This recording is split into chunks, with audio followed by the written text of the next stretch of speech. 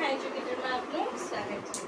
આજે હું તમારા માટે લઈને આવું છું એક મસ્ત મજાનો દાખલો, એકદમ ઇઝી પરંતુ પણ ઘણી વખત કન્ફ્યુઝ કરતો દાખલો। બરાબર, એક માળીએ ફૂલોનો હાર બનાવવા માટે 36 ગુલાબના ફૂલ અને 48 ગલગોટાના ફૂલ વાપર્યા। દરેક હારમાં બંને ફૂલોની સંખ્યા સરખી છે, તો માળીએ કુલ કેટલા હાર બનાવ્યા હશે?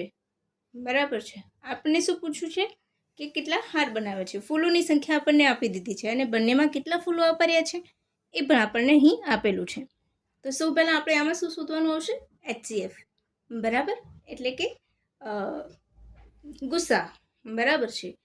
તો આપણે એ શોધીશું। તો સૌથી પહેલાં આને ઓપ્શન ઉપરથી પણ કરી શકાય છે, બરાબર, પરંતુ જે લોકો નવા મિત્રો છે એ લોકોને બેઝિક ખ્યાલ આવે એટલા માટે।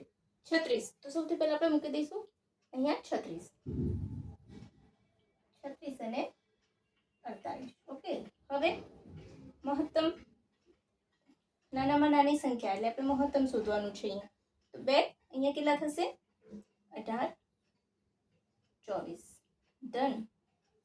પછી બોલો, ડન।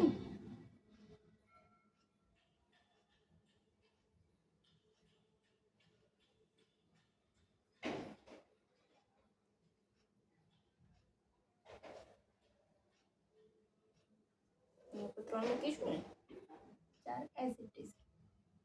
જ્યારે ના આવડે ને તો આપણે નાની નાની રકમ લઈને કરવાનું। 2